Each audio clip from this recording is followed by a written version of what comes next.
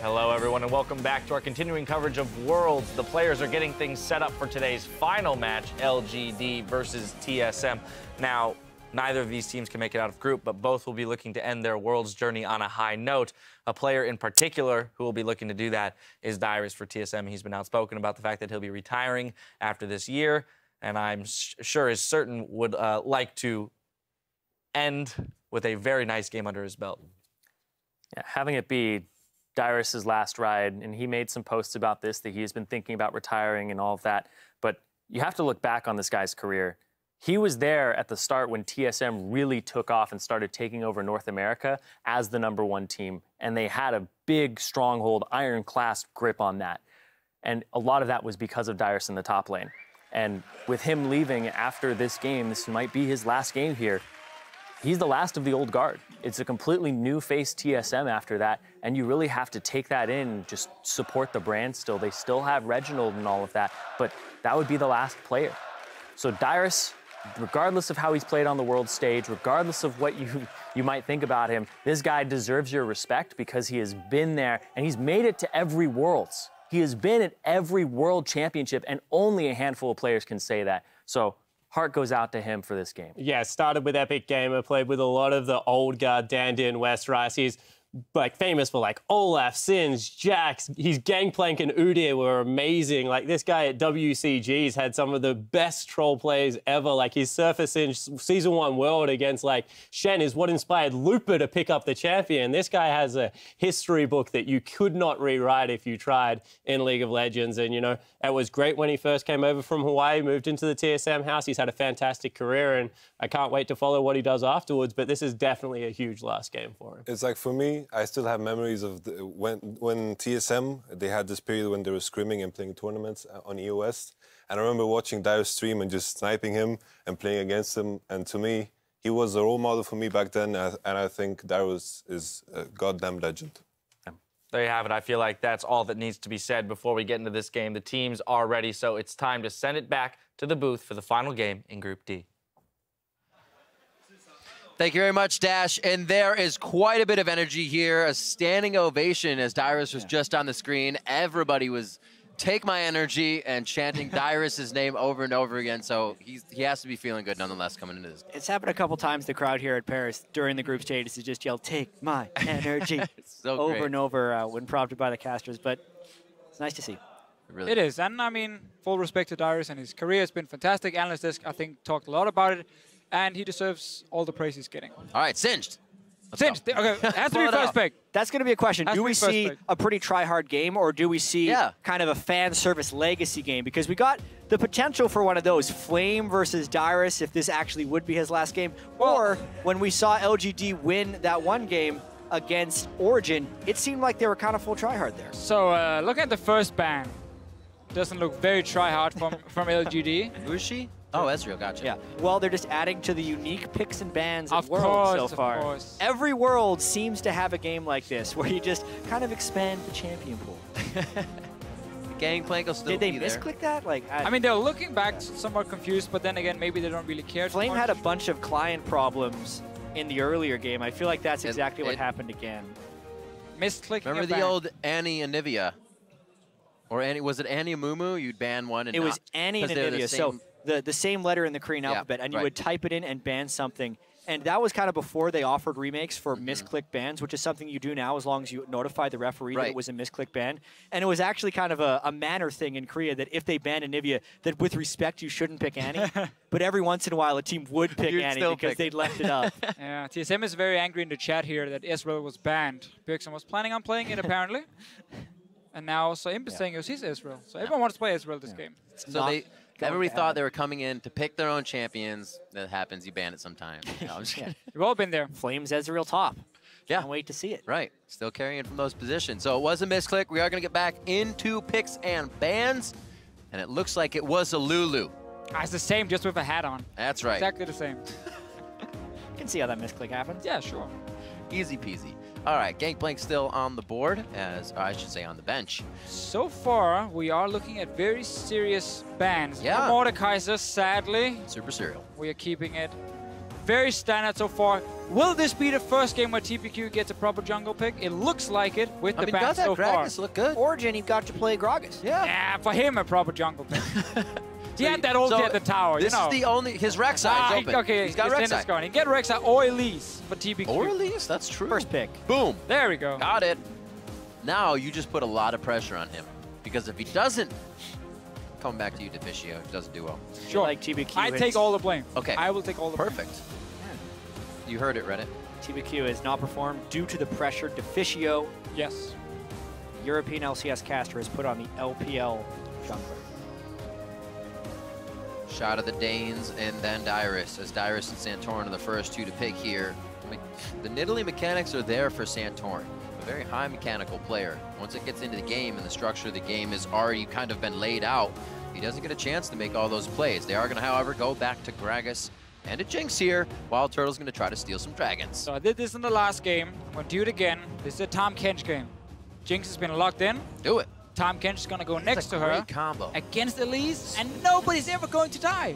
Spit Well, on the chompers. The thing is, Tahm Kench was a bit of a surprise pick here at Worlds. I wonder how many No, they're going to pick it away. actually prepared the Kench. And how much Everyone they want to did pick it away. now. After that, a few more Yeah, days, it's true. everyone tried to spam it. Problem is, it scrims. Only one team gets to play it. Maybe you even ban it away. So we have to see who was lucky enough. And LGD, they know exactly what was going on. They knew the Kench was coming. So they had to steal it away. They left it up. There it is. And now he's going to play Ezreal. Bada bing. That's exactly what's going to happen. I do have to say, though, like, even though both these teams are eliminated from Worlds and this will be their last game, coming into the day, both teams were still statistically possible of advancing from the groups. And with playing 3 different teams on the same day, they would have already prepped game plans for every single opponent on the day if they were doing their jobs properly. So I'm not surprising that they are doing Saying that about the team who just admitted they were being lazy in scrims and having a bit of fun and not really doing that much practice. You don't get that much practice. You would hope that as lazy as they are, they got one guy in the back who's like, all right, I'm just going to do these picks and bans for 3 teams. He just wrote Tahm Kench, Tahm Kench, Tahm Kench, and ban Ezreal. It was a mind good game. They were and taking underlined it Ezreal. 3 times. So the Thresh Gnar picked up. Dyrus will be back on Gnar this game. We'll be going for the fan show. TSM definitely looking to get a win under the belt here. And we will see what Imp and PYL now pull out. Godv choosing, or getting his pick chosen for him. Imp will be able to choose his AD carry here. Yeah, and so far, again, very standard pick and ban phase on the side of Team Solo mid. They get early Jinx. Santorin gets a Gragas because Elise was obviously picked away. Obviously, has a bit more utility, some scaling up. You have a big front line now with Gnar and a Gragas to protect him. And Bjergsen gets his counter pick as we normally see. This LGD comp hurts my heart, though. There's so much denial on getting a kill. Like, even if they pick LeBlanc, then you have the mirror image, or the mirror image when she has her passive go off, which kind of denies a bit of ending damage if you were to kill her. Tahm Kench can eat somebody, repel from Elise. It's going to be difficult to finalize a kill here for Team Solo Mid. Let's see what they go for their final pick on the matchup. They're going to go around the board. Lustboy is cycling through all the always does it. Classic top lane picks of days gone by. Now he's just trolling. We're going down memory lane, boys. A little bit of memory lane champion. Z top was a thing for about a few weeks, and then people realized, no, you know what? That was a thing for like at least a few patches, and then TP became a big thing, and Z kind of died out. Yeah, I was there for a while. He was. Yasuo. Was it Wicked who played Zed a lot top lane? I don't think so, but no, you know what? I think you're right. Yeah. Because Froggen didn't play it in the mid lane, so Wicked took it to the top lane. Yeah. I will say, though, from playing against Froggen. it wasn't something teams would ban away very often. Lissandra. That's a nice way of saying it. Lissandra getting picked out Hey, here yeah. for Team Solo Mid. So something that's been pretty critical in team compositions for TSM today is when the opponent gets Mikhails or QSS, TSM runs out of options. Week 1, Bjergsen was doing all the damage and all of the kills for Team Solo Mid, but this week they decided to also make him bring all of the crowd control. He has been the one setting up and trying to carry in these individual fights. Lissandra, kind of a kill one and be done with it type of champion, so we'll see if the rest of TSM can pick up the slack. It is a good counter matchup into LeBlanc here. Very hard for LeBlanc to do anything, and you can set up so many easy ganks on towards her as well, or at least force her to play very passive. Also, she's bringing cleanse in this situation, so less kill pressure for Godfrey. Force LeBlanc into cleanse. Small victory right there.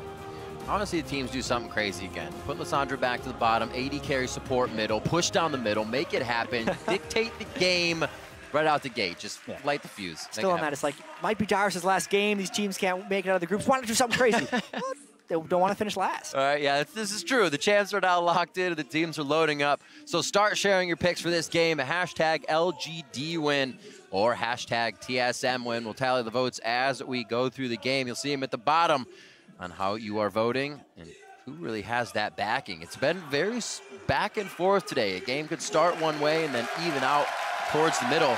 This group has not panned out how we thought today. No, funny you say that though, Riff, because Team Solo Mid, between 1 minute and 15 minutes, have looked like one of the best teams in this group. After 15 minutes, however, they've looked like one of the worst teams in this group. And despite getting all these early leads, that shot calling in the mid game and forward just seems to drop completely dead. They take down the outer turrets, they have the goal, it looks great, and then nothing happens from there.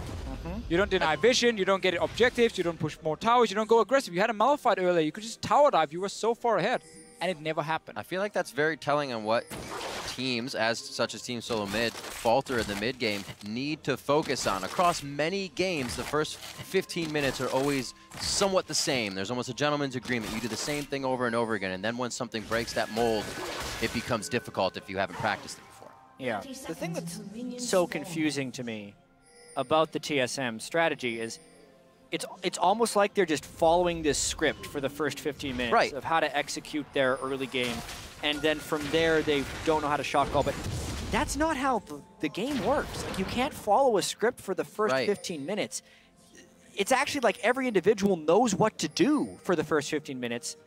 They can make their own decisions, and then when the game progresses to the next stage, it seems like they lose the ability to work together. Right. I don't know if this is the case for Team Solo Mid, but some of the teams who do really well in scrims very often only get to play the first 15-20 minutes really serious and get to really play out that early to mid game and practice it again and again and again. And once you get to late game, a lot of teams are like, oh, we're down 5k gold, just surrender, go next game. And you don't get to practice your late game shot calling. It is a problem for a lot of EU teams, I know.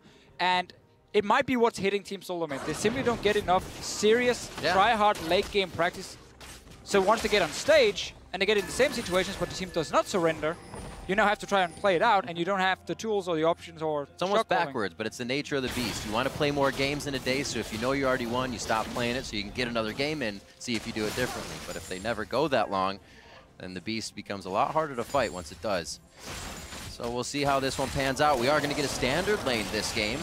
Very back and forth between standard and lane swaps throughout this tournament. And finally, we get to see the matchup. Just to finish that conversation, and we can drop the topic, it's even if the scrim would be true and they're not finishing many games, that would be true for pretty much any team. So something is still fundamentally wrong with the way TSM is communicating in the mid-game outside of their practice environment. So we'll see if that holds true in this game as well, and if they can actually pull ahead early game where LGD played very well against Origin. So they can be happy so far getting standard lanes. Again, that double range on the bottom lane is going to be very strong for Team Solo Mid.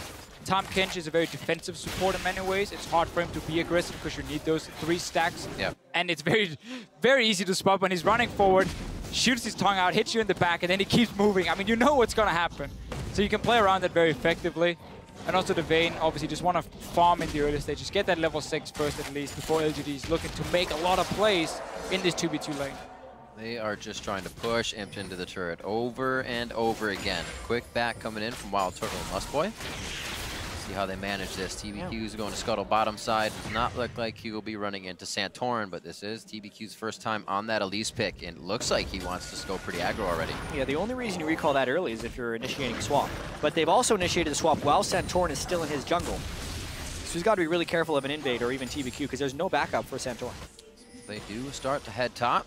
TBQ hovering, but on a ward placed just after minion spawn time from Team Solo Mid. So they have eyes on that. Dyrus now will head to the bottom, and we already see movement from PYL here to try and counteract this. Very surprised Team Solo Mid wants to swap this around. They had a fine 2v2 lane on the bottom side. Gnar does get pushed in early by Darius, but once he goes back one time, like normally gets a phage, he can then start doing really well in this lane. Exactly. I felt like TSM had favorable lanes. The only thing they needed to guard against was an Elise turret dive on the top side while Gnar is getting pushed in, but Santorin very easily could have just started jungling that side in his rotation and kept Dyrus safe. But either way, they swap in a disadvantageous spot. They do early recalls in order to swap, so they put themselves at an inherent disadvantage to get this lane setup. And that means Vayne gets her free lane where she can sit alone, reach level 6 very fast, the first big spike for her, and farm out towards that blade. They might catch up PYL. Keep in mind, he's very tanky on this Tahm Kench. You have to hit him for a while. I like the hold and on that the gives flash. time for backup. PYL playing this one very nicely with peace of mind. Just lets TSM walk in and keep getting the hits that they want. Teleport is going to be coming in. Does not look like it will play too much of a role here. No, they get the apprehend onto Turtle. Very back and forth, waiting for Team Solomid to get that lantern. It does get Turtle to safety, and Glacial Path from Bjergsen gets him to safety as well. I thought those would come a little sooner, but TSM just didn't have the cooldown yet. So we praised the early game of Team Solomid before. If you look at the first few games of the day, now I really just again have to disagree with how they're playing it. Chasing in a Tahm Kench into his own jungle with the amount of HP he has with his E as well, that double HP coming in, and once again you leave Vayne all alone. Wild Turtle left the top lane to join the fight, so he's on 25 CS. Yeah, and they leave the ward over the wall while the jungle camp is low, so Godby gets a free Raptor taken for him, which means he'll probably hit level 6 before Bjergsen as well. He did his flash for that too. A lot of things LGD are doing are better than TSM, but that's because TSM is just kind of making... They're actually taking initiative, but the choices are wrong. I feel like TSM in the early game. LGD is just kind of sitting down on the floor, and TSM is just standing and firing candy down their mouth, being like, here you go, take more, because LGD are not really the ones making the plays. They're just reacting to what Team Solomid is doing, and they're handing everything over to them right now. Deficio, let me tell you, Tahm Kench can eat a lot of candy. He can eat a lot of candy. So you're not going to overkill him by dumping candy down his mouth, unfortunately.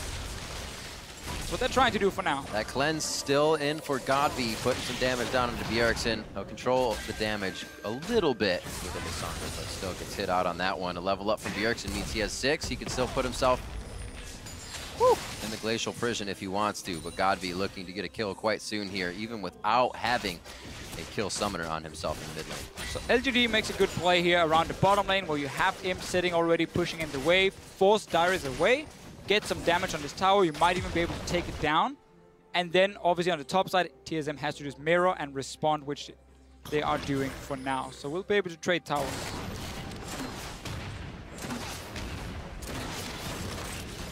Turtle, Lost Boy, unscathed here in the top lane. The swap has put him down a bit of CS within that lane, however. Imp, as we said, getting his free farm in the bot lane, played a very nice Graves game just recently. Now onto the Vayne, show his skills in the last game that LGD will be playing here on the world stage. Yeah. TBQ actually still in the jungle. He seems a lot more comfortable now. After the Gragas game, after the Elise game, taking a lot more chances.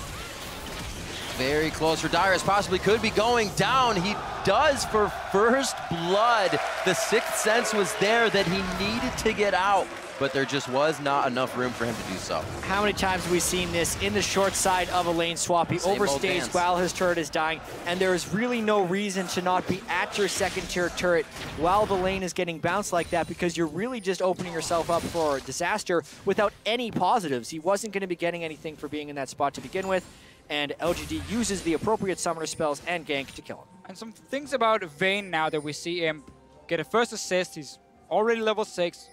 Almost getting Blade of the Ruined King on his first back. He can be more than happy after Team Solomid gave him that free lane. Vayne as a champion, one of the reasons I feel we haven't seen it too much right now is because of double teleport. It's very hard for it to be a split pusher because you're not running teleport as an AD carry. The team's gonna wave clear, push the wave out against you, and then just TP away and force a fight, and you're stuck up in that lane. You're fairly slow at pushing the waves. In this game, because Bjergsen didn't run teleport, that's not gonna be a problem because it's gonna be Gnar versus Darius up in the top lane.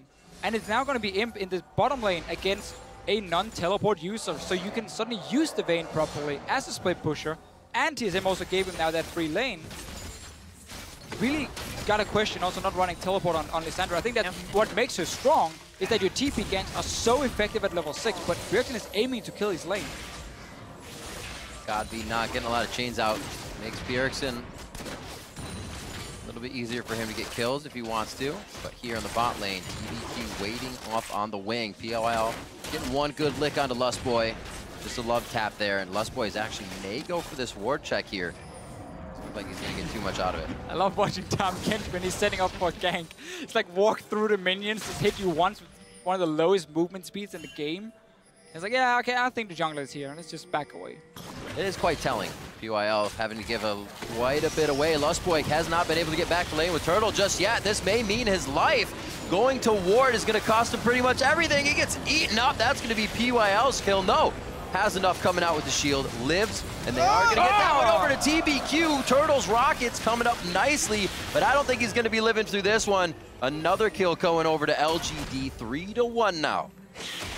And LGD, once again, playing like they did back in the LPL. When we had a Vayne, they would always try and get her high level in a lane swap and then play around her because she's so strong compared to other AD carries after level 6. What happens? Fight down bottom side because of TPQ. Team Soulmate jumps right into it. LGD wins the fight. More kills for them on the bottom lane. And TPQ is baiting on Tom Kench the way you're supposed to. Like, when we talk about Tom Kench and when people are trying to say why he wasn't good before we started seeing him, it's like, all he is he's annoying. You just walk around and not die. He's very annoying. Exactly. He's really, really annoying, and TSM is allowing themselves to be annoyed by him, dumping damage, and then capitalizing on the backside of it. Lustboy having to follow now, follow the leader with PYL towards the mid lane. Good save onto Bjergsen, but definitely means that TSM is now on the back foot.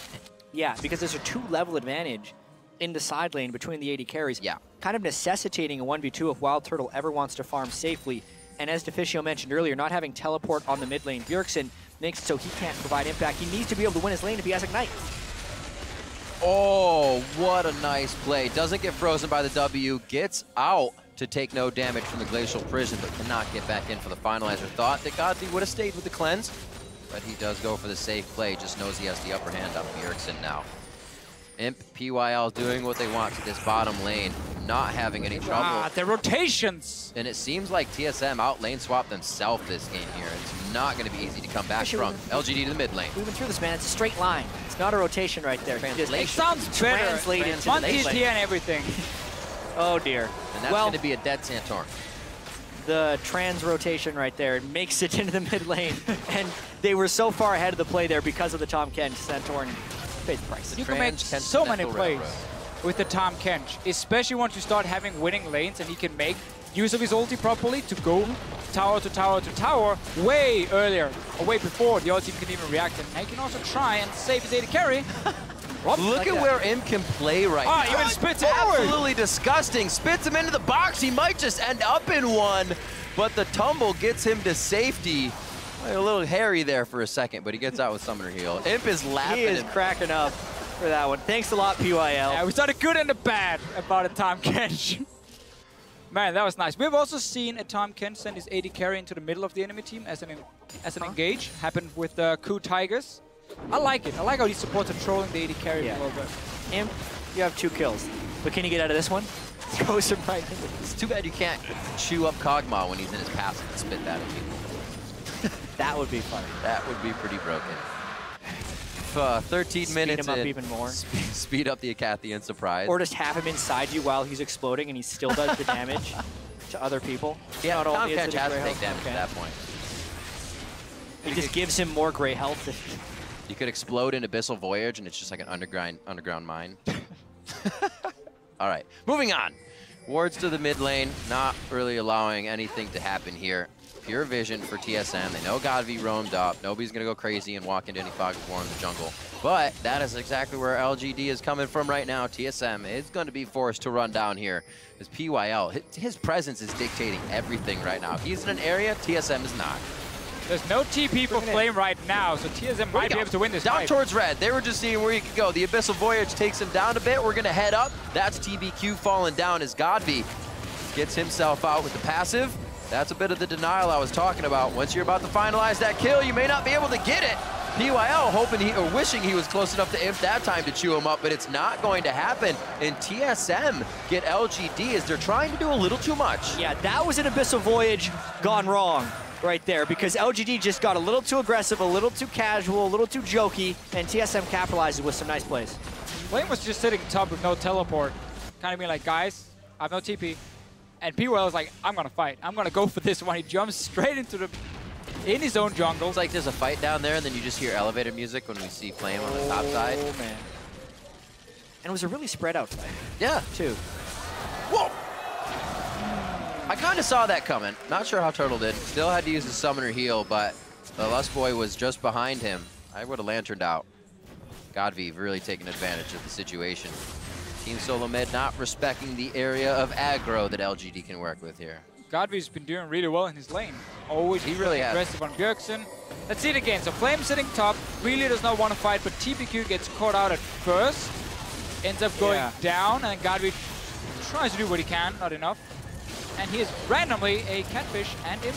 It's like, I saved him. They just attempt to 2v3. Maybe they were trying to set up a play with the Elise, but then the Elise got cut off. Not much they could do to win that one. Oof. To be fair, I don't think a catfish is very smart. So I don't blame him. That's why they bite on to people's arms while they're fishing and get caught. There's no way out. It's all in. I don't know. What if they're hungry? It's an arm attached to it. Well, they just know it's an arm. They don't know what a human is. They just see some meat in front of it. It's an example of how they're not intelligent. That's true. Okay. All right. They haven't figured out yet. Well, I guess you can't go back and tell the other catfish you made an arm because you're done at that point. Damn. It's a rough life. It's dark. Looks like PYL has chosen the right targets, however, throughout this game. He's been doing good. Well, except he just killed himself just before. But apart from that. It happens. It happens, sure. Some have to sacrifice for the other catfish as well. For those of you who weren't listening yesterday, it's called noodling. Noodling. When you Indeed. fish for catfish using your arm. I think we've pretty much hit that in almost every game today. That's pretty impressive. Yeah. It's pretty impressive, I'm not going to lie. 17, coming up on 17 minutes, I should say. Godv doing very nicely for himself at 1-0-1, but he is tied with Bjergsen right now. We thought this would be a pretty close game, and it really hasn't gotten out of control, but LGD is definitely making all the moves, dictating these fights. Here, another one to the bot lane, and it is just spread to both sides. Turtle on the pot, Lust Boy on the top side. Both of them go down. A little bit of flare love. Yeah, Wild Turtle's a sitting duck in this game. I feel like he's going to have many deaths because Godv's getting enough kills on this LeBlanc that he's going to start taking over. We already saw Maple take over this one, and Imp pops ult to 1v1. Ha! Huzzah! You wanted it, but not. That was a boring 1v1. Well, he saw the Narbar go up real quick. He's like, actually, never mind. Let's just get thrown into a wall real quick and slowed over and over again. TBQ, no real danger, rather. Cleans up Scuttle and just continues to give LGD more ways to get themselves in and out of fights. Actually pretty effective. You Abyssal Voyage past everybody. You have a team that can come through river on a Scuttle Crab. More of a translation. Sit in mid lane. It's an Abyssal Voyage. Jump down to the bottom lane with 2 guys. That's insane. Zoning out people. LGD can do 1-3-1 to have Imp on top side. We mentioned earlier no teleport to really punish him other than Gnar. But he doesn't care about that. He can kill him 1v1. He probably could even have killed him before, but played it very safe. Ended up condemning him anyway. Still 2-level difference here for Imp onto Wild Turtle. No Dragon Steals for him this game. Not yet. Things that allow TSM back in, not happening. And usually they're the crazy highlight moments. That's not what you want to have to just use to get back into games because they're very far few between. Right now, there has not been much choice. Glacial path to the backside. Bjergsen actually put himself in a nice spot for safety, but LGD still wants this fight. TSM is grouped up nicely if they can find the right targets, but now that they have split all into different channels of their own jungle, they continue to get picked off. Now Godv is going to be able to rejoin. I hope TSM still remembering that one. Somebody's going to get chomped up. That's Darius thrown back out to slow the team. No, Flame comes back so they can get a nice engage, not throwing anybody too far forward. Godv looking for one more kill onto Lust Boy here. That's the distortion forward. Sigil into chain. TBQ is actually going to help pick that one up. Bjergsen now completely low on mana. He's going to be going down, and they are indeed farming. You have to worry about the small families and kids. They still need food no matter what is happening to the village, and that's not what you want to have happen. Is Bjergsen the village dying? I really liked his defensive use of his ultimate during that fight. He got a lot of damage off, used it for the self-heal, and I feel like nearly won the fight for TSM. But ultimately, Godv has been able to zero out Wild Turtle in so many of these fights. There's nothing to save him there, no flay help, no hook help, No shield, lantern help from Lustboy, and he's just getting picked off again and again. And it seems like Im doesn't really trust PYL anymore because they're very split up in the fight, and normally PYL will be here to save him, but you can see how all of Team Solarmate is going to go for him now first to buy some time. Im is so far away from him as he could possibly be, and Wild Turtle just before going down gets to fight ulti as well, help killing him. So looks good in the start, but then they just keep chasing. PYL keeps being annoying. Yeah, when he ate Flames Darius, it's one of the big things that turned the fight around. TSM just didn't end up having enough sustained damage because Wild Turtle didn't do any damage at the start of that fight. Frustration of the denial starts to come in. Looks like blue buff will go down here. PYL actually taking quite a bit. He has to use E right away, create that shield that's already taken down, so he could be killed here. TSM does not look like they can even get past him, though. Everything's used to just get PYL low, and LGD assesses the rest of the fight. Darius actually coming in, Meganars him against the wall. TSM will be able to start cleaning this one up. Imp in a bad spot. He finally gets cleaned up by Wild Turtle. And Turtle's double kill, hopefully getting him excited for a triple kill here. Exactly what Team Solo Mid needs. The quadra kill. The right target is the one that distorts, obviously, so they know where to go. But TSM wins a fight like this, and they aren't getting anything else on the map. We'll see LGD probably back up. This is TSM clawing themselves back in. Delayed quadra kill, they're right back in the game. PYL, while it's nice to take a bunch of damage on Tahm Kench, your team has to be capitalizing on the damage you take right there. And they funnel into such a small choke point against Gnar, Jinx, Lissandra, and definitely pay the price. 21 minutes, the second Dragon goes over to Team Solo Mid, a team that sometimes you would see allow those Dragons to go to the wayside for what they're doing around the map, but here it's been falling in their favor, working for them. So LGD not really going to split push at all right now, just going to team fights against Team Solo Mid, and while it looks pretty good at first, Centurion does survive. Now it's the problem, you invested everything onto the tank. Massive Mega Knife from Darius, very well done from him, and Bjergsen gets into the backline again. Im is just dancing around behind the enemy. Yeah, I mean, LGD has kind of a split pushing team, but with the lead, they just decided it was time to team fight again and again. And Lissandra, Jinx, Gnar, with Gragas and Thresh is a massive team fight composition, so it's the big reason TSM is back in this game now. Im trying to dance around Wild Turtle all the time, but just gets shot in the face. Not working for him. I think he needs to stay with PYL. Because you need the Tahm Kench to eat the Vayne when Team Solo Mid is trying to kill him in the backline. You eat him, you avoid all this damage, because like Lissandra is a champion that relies so much on being able to ulti, like the upfront burst. Yeah. That's what you deny with the Tahm Kench. But Im is just constantly, for some reason, behind Team Solo Mid. I think we'll see it over and over again. There's no shortage of fights coming. Blade of the Ruin King into Quicksilver Sash, rushed Aegis for both TBQ and PYL. They want to keep fighting here. And Imp's just giving him a way to stay safe in these fights if he gets close to Bjergsen or gets a hook from Lustboy. So they are building to keep the fire going. TSM is actually starting to put it out right now, getting themselves back in, now only down by about 1,000 gold as we move up to 11 to 10 in kills. Yeah, bloodier than usual game, though. Turtle is very fed on this Jinx, and maybe it's what they need. Maybe now they don't have to make a lot of calls because the fights are coming to them on the side of Team Solo Mid, and they can take these straight on 5-on-5 team fights where Turtle just sits and shoots away. Yeah, they need to be able to have a good amount of vision control beforehand, because even though he has 9,200 gold at this point in the game, Godv will still be able to nearly zero him out with a good combo on the block. Especially if he's unable to sidestep those chains that Godv has landed so accurately on the Wild Turtle. LGD is still looking to have Flame in the same lane as Darius down here with the teleport, and just let him take the other lane. Whoever walks up there to 1v1 him, he can kill them, or he can at least push in the wave and then leave. And LGD can force a play around the mid lane or in the jungle if they catch out Team Solo Mid. Right now, they're just gone straight into 5-on-5 team fights, which is what Team Solo Mid wants. Yeah, Team Solo Mid's main weakness so far at Worlds has been their inability to make calls around 15 minutes, while LGD's making them for Team Solo Mid.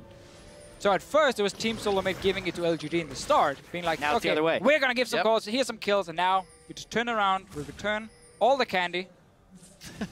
You love the candy. I don't know why. I mean, a lot of people do. A lot of people do. He was baiting quite a lot. That's not really a bait, that's just death. Pretty damn good candy in France. Apparently, they just gave a little too much to PYL. Sometimes it'll make you sick. Jab said you could do that. So in order to bait, there has to be a trap somewhere else. They were just throwing food into the sea at that point. The catfish walking. Too many never-ending gobstoppers. Oh, didn't kill him. Whoa, Godfrey blasted away. Bjergsen didn't get the hit he wanted because of that chaos due to the explosive cask, and now Bjergsen puts himself in a not-so-good position. Lustboy's where he does not want to be right now, and there's the other back and forth now from Team Solo Mid over the side of LGD. It was give it right back.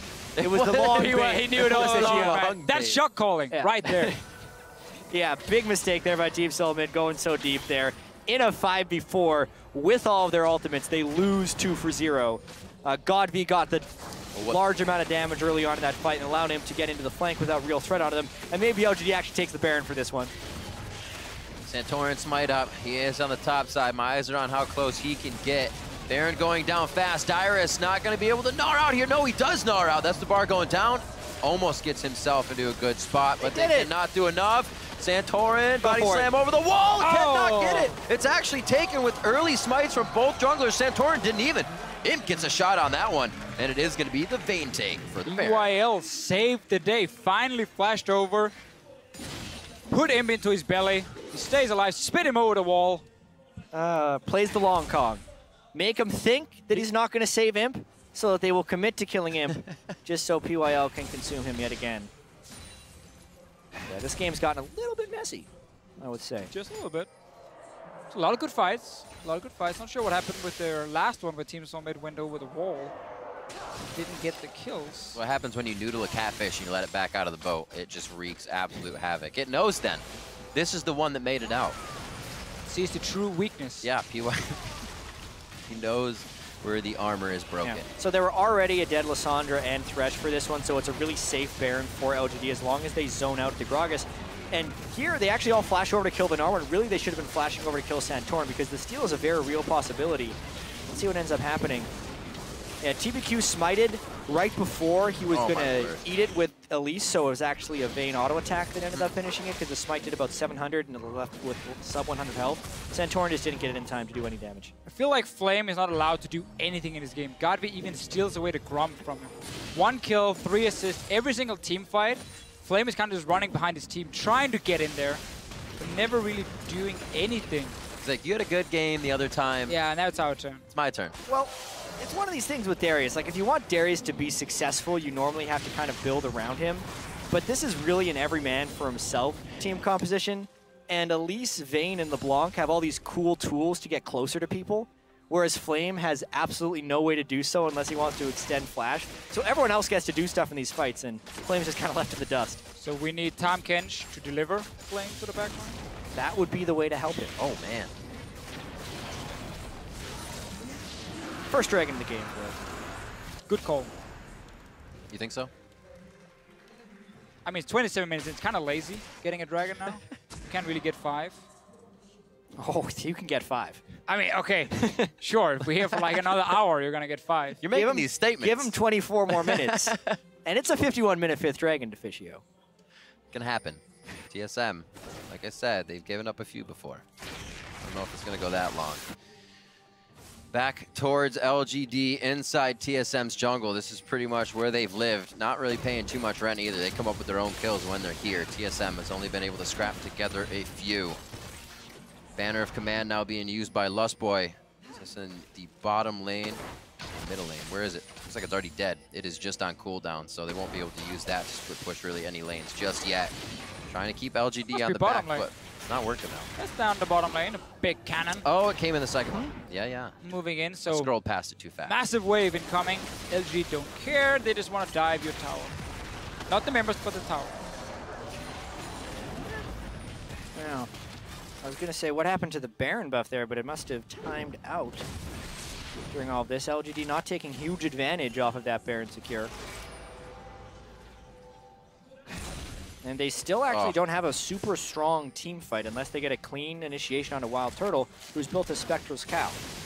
Despite the advantages they've again accumulated, it's also a lot of free damage that Godby took. Just trying to spread TSM very thin right now. Looks like it's working. Dyrus does have that teleport up, so he's trying to get himself into a spot in mid lane at least. He'll be able to walk up towards that top turret. It exactly is where LGD is taking TSM right now. With bot lane pushed, they may have to respect that and come back to clear it. Flame now down to the bottom lane. Take a little bit of time. So now LG gets to take a breather here. See what TSM can set up. LGD not exactly running a good siege composition. Have to split push or catch someone out. Decent enough Baron power play, despite us barely noticing anything. It's above average, actually. So the Baron power play, if people aren't familiar, is the gold from the Baron as well as the 3-minute duration of the buff. So in like the ensuing fight right after they got the Baron, for instance, when they killed Santorin and they killed Dyrus, that gold counts towards the Baron power play because it's still part of the Baron. Probably the reason. And now that you have seen it, that turret doesn't count. So stops right after that, after it wears off. I forget who's had the highest one. Last game we only saw about we've seen like 1,500. 7K. I think 7K has been really far up. I mean, obviously, if there's a lot of, if you take the Baron and win the fight right after, you obviously walk in and take 2 or 3 towers as well because everyone is dead for such a long time. Often, once Baron has been taken, you get these massive power plays. Sadly, if you move in and finish the game, you get a terrible Baron power play. So the trick is to never finish the game with Baron if you want to top the rank. We haven't even posted the rankings anywhere. In my head. I got the rankings. Officio's internal power play rankings. #1 right now, I believe, is HQ of Flash Wolves. You don't even know who's #1. I know, I'm just saying. I'm literally just talking out of my ass right now. I'm not in my brain, anything. I promise. Hey, I just got confirmed. Flash Wolves have the highest one. That was Spellsy's ranking, not Officio's rankings. But it was in my head. Flash Wolves, how much was it? There. 6,000?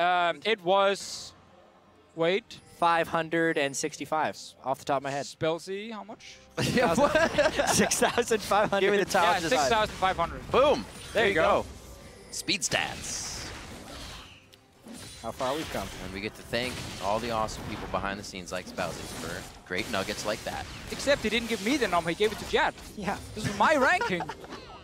It's not your ranking then. Well, I was right. Also, multiple stats people.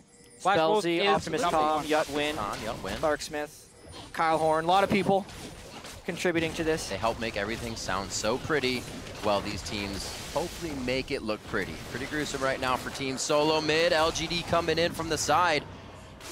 They will be able to get out of this one. Team Solo Mid was grouped up way too nicely in a death ball, and it looked like they would have come out on top. Imp seems like he's a little too far from the crowd, but the cleanse is going to help him. PYL ready to chop him up if anything goes too bad, and that's going to be turtled down immediately. I didn't even see its health bar turn red. Flame going in. That's going to be actually 2 kills for both Vayne and for Imp.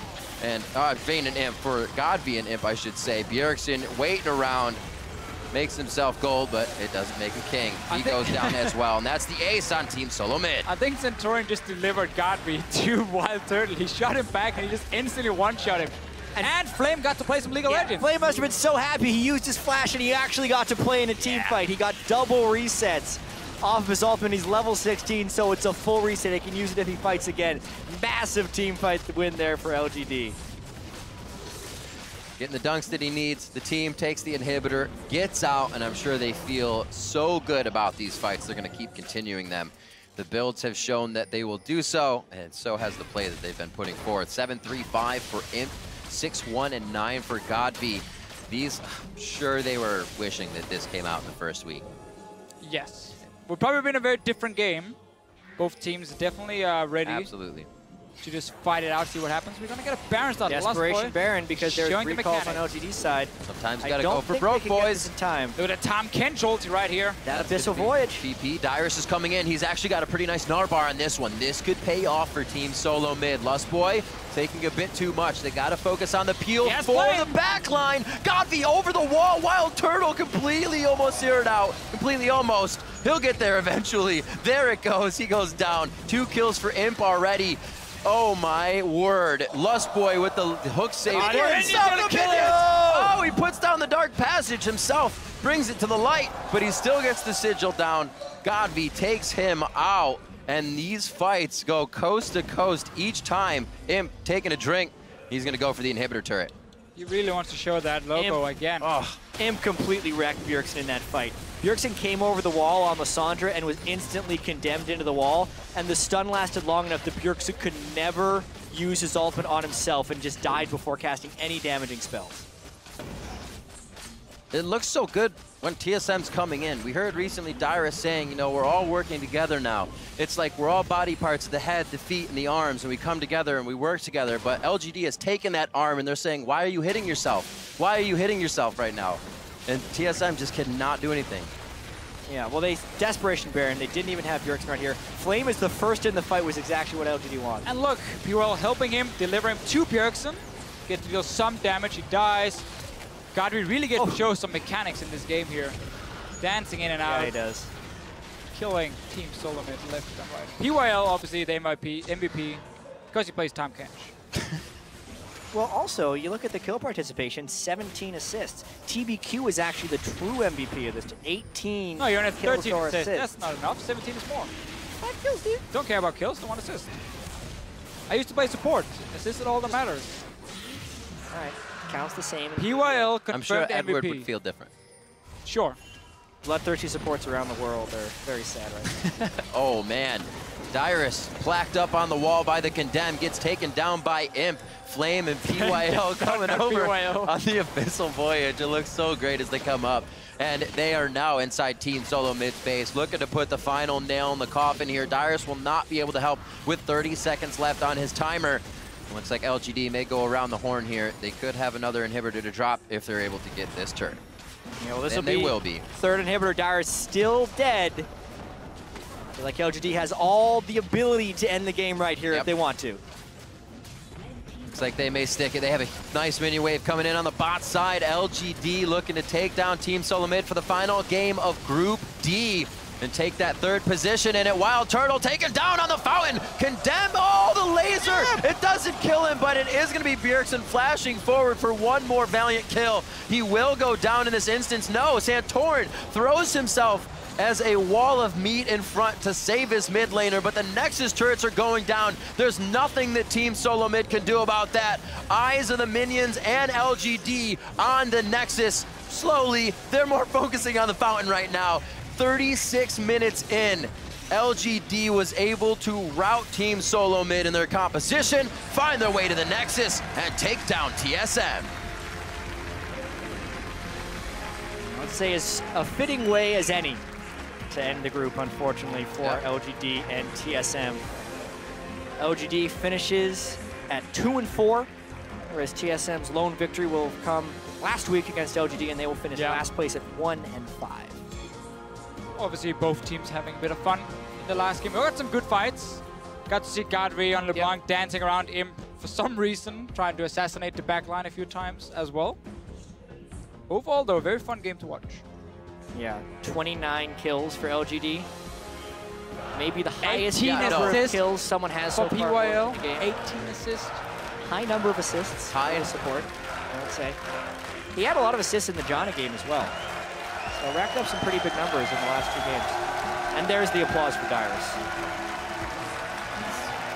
Very emotional moment for him. Absolutely emotional.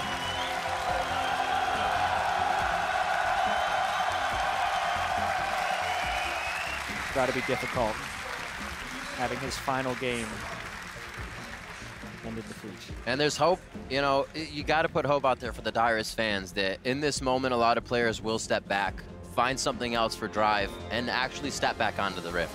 Sure. It's been a very, very long career for Dyrus, and maybe that's not his choice, but there is always that option for players. Yeah, there's been the talk about him stepping down for maybe a year or so and be a sub for the team, stay, of course, in the house, and then he can always come back if he wants to. But for now, he has made it very clear that he has been burned out. I mean, he's been playing League of Legends for so many years, so much practice coming in. He was one of the big stars all the way back in Season 2. Season 1 even made it to Worlds. That he did. So LGD take that game, are able to come out with the win on that, and a fantastic one while they were having fun. It seems like something they were missing all throughout the tournament. Yeah, it's strange. LGD, they had such high expectations coming into the World Championship. Pretty much a unanimous choice for first place in this group amongst experts. But they came in so cold here and ultimately could only win once the pressure was off and they had been completely eliminated.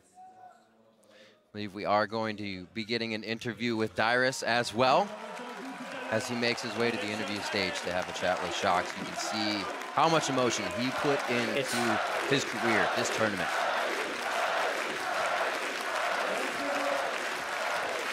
fans incredibly supportive. So much of Dyrus's life has been playing League of Legends. You can see how much he cares about it. A lot of support from his family, from his teams. When some fans weren't there, a lot of fans still back Dyrus. Oh yeah, for sure. And he had reasons to keep going and show as much as he did. And I'm sure for Team Solo Mid as well, them behind him all the time. We heard turmoil back and forth, but the team would always assure their fans they work together. It's not that we do this to Dyrus. It's that it's a choice of the team. And this is where it ends for him. Yeah, and while the team now only picked up 1 win in the tournament, we still got to see, I mean, it's a very, very tough group they were in. Some great teams in it. We got to see fantastic early games, something they were really bad at during the summer split. They were always fall behind early. They changed that coming in. Sadly, there was just other areas they had to them prove they could get better at, which sadly they didn't. Yeah. Another group where my picks have been squashed. Same. I had LGD number one. I guess. At least the pick'em got a little bit better towards the end. KT finished first. And it's close to where I had them placed. I had LGD winning the third pick. I think most of us put LGD up there. We probably did as well. And then they disappointed us. Well, coming in this strong, definitely looking at LGD, without their win, it just would have been the biggest difference that anybody would have seen for a team coming in, or the worst performance, I should say. Yeah. Thinking they're one of the biggest contenders and then falling all the way back like Ozone did previously. It's not something you see all the time, and it definitely kind of makes you think there's so much more than what happens on the Rift for a team. Yeah, that's the sad thing, how in the end, they looked like they were starting to play more like the team we have seen in the LPL. Well, right now we are going to send it down to Shocks in the interview lounge. Thank you so much.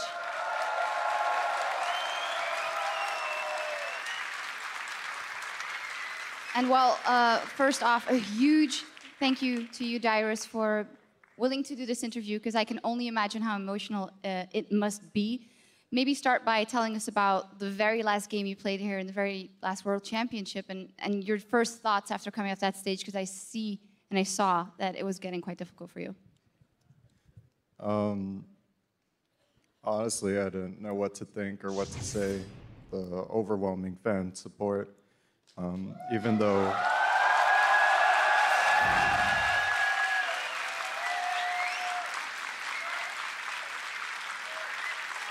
I really respect the energy of the crowd, no matter who they're cheering for. When it's either SOAS or Imp, it's all really fun in the end. And when someone makes that huge play and all that energy, it's just really exciting to watch.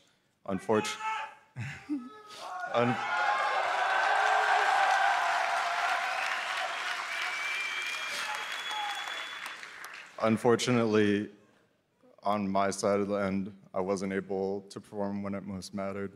And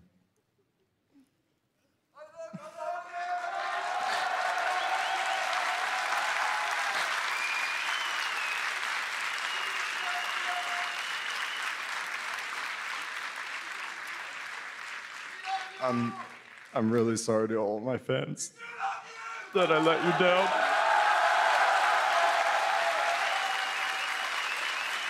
Dyrus.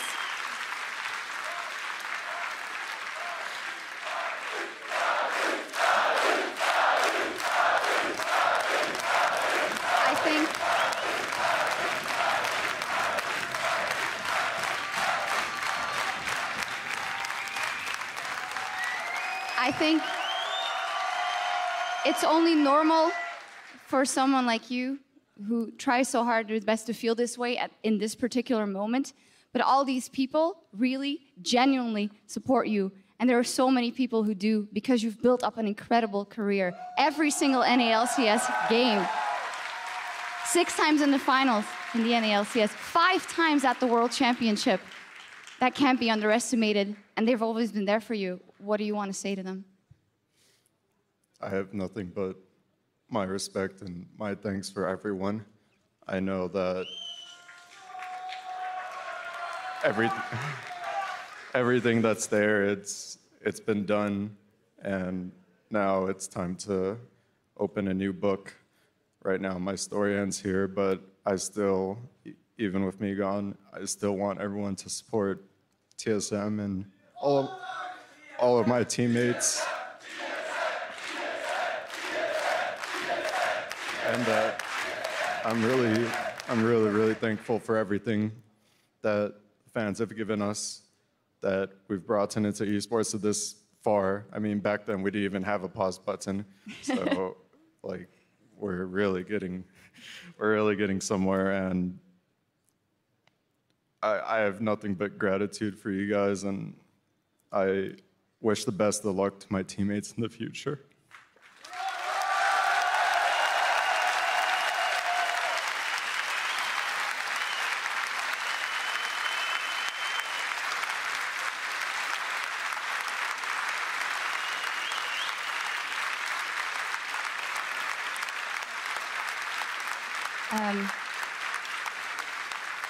I think there's nothing left to say. You have influenced the lives of so many people, and you will continue to do that. Thank you so much for willing to do this. And one more time for Dyrus, his incredible career, and the fact that he was willing to talk to us here.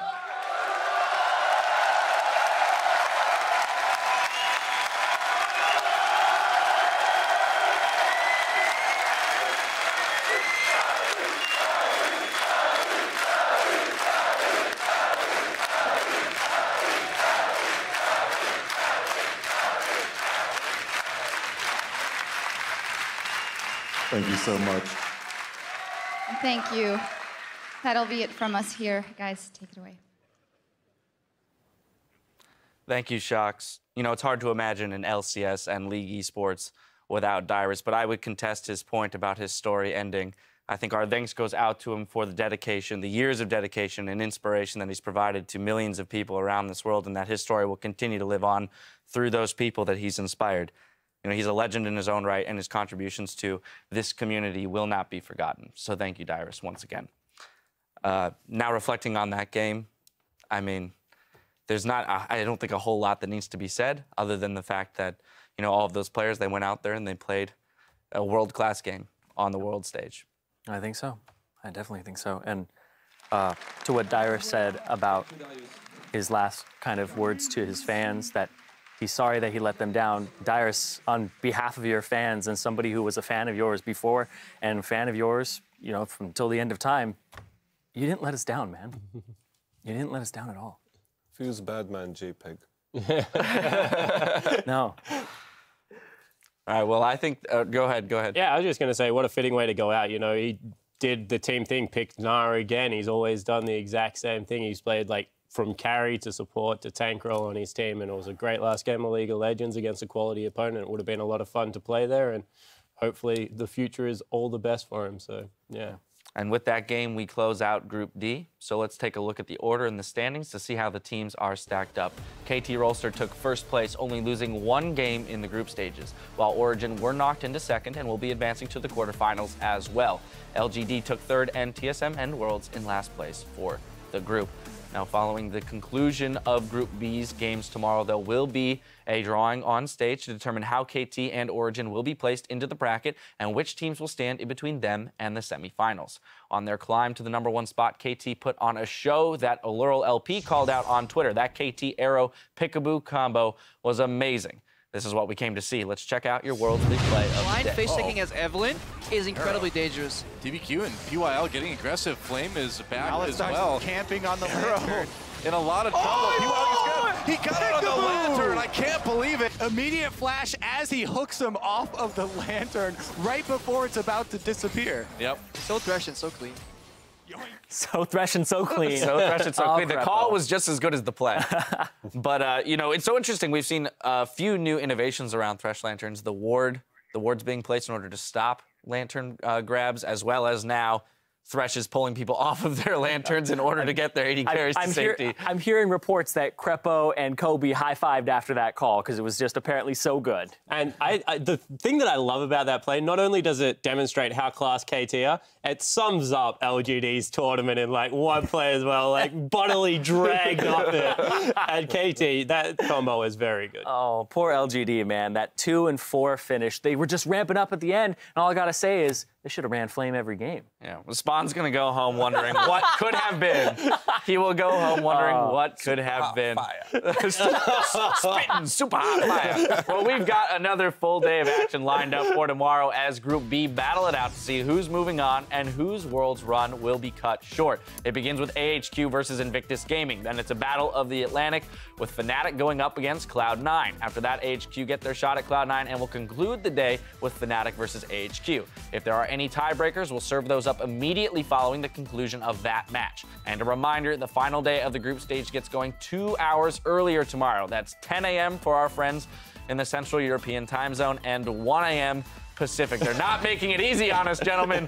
So be sure to get your rest because you won't want to miss a minute of the action. Real quick, we got a preview of yeah, you know what? Let's just stay here, sleep over at the desk. No, we got a preview of tomorrow's games. This is another really exciting group as it was turned on its head in week 1. What are the key matchups we're looking at tomorrow and how do we expect things to play out?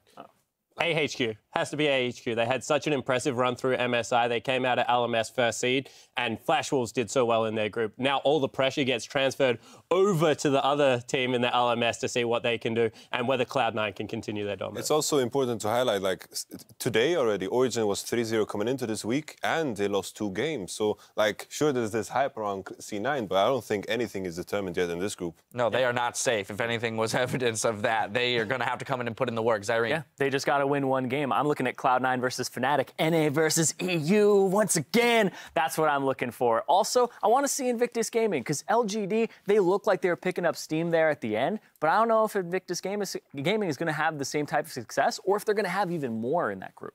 Yeah, there's so much to look out for in tomorrow's group. I'm actually very happy that it's the last day of group stages because it's going to be exciting. I can guarantee that. Keep it tuned right here because in 15 minutes, Quick Shot, Freak, and Jat will be along to chat about the latest and greatest from Paris. Now, for myself, the casters, and the entire live broadcast crew, thank you for watching, and we'll see you right back here tomorrow for the final day of the World's group stage.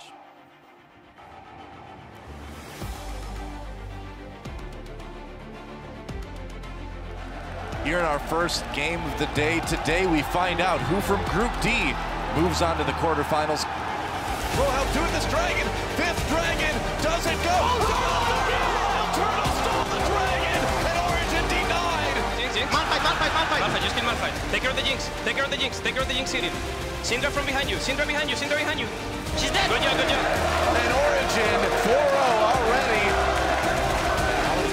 Camping on the roof. In a lot of trouble. He got it on the lantern. I can't believe it. My life is so beautiful. Big knockup from Dyrus. Arrow gets back under turret, trying to do some damage there. He's still going for now. Dyrus manages to help Bjergsen take him out. Keeps pursuing. The damage on Bjergsen is huge. The slow just avoided. Whoa, Pigu with the flash ult. TSM is out of Worlds, and KT secures their spot in the quarterfinals. But here comes the command protect. Shockwave actually pulls him perfectly away, but he gets hit by the undertow. Amazing, doesn't get the dodge in. Leave it up to the heavens. Just leave it up to the heavens, says him. Soaz breaks off, takes the low road. Niels tries to stay on the high road, and neither are going to work on this one. Nagne Sanya's right in front, but the inhibitor turns down. Can the team give him the attack that's necessary to win this fight? And KT take first place in Group D. What are they talking about? I feel the spirit bomb. They're saying Dyrus, take my energy. Lift it above your head. Alright. Santorin, body slam over the wall. Cannot get it. It's actually taken with early smites from both junglers. Santorin didn't even. And that's going to be turtled down immediately. I didn't even see its health bar turn red. Flame going in. That's going to be actually 3 kills. No, 2 kills. Now it's time to open a new book. Right now, my story ends here.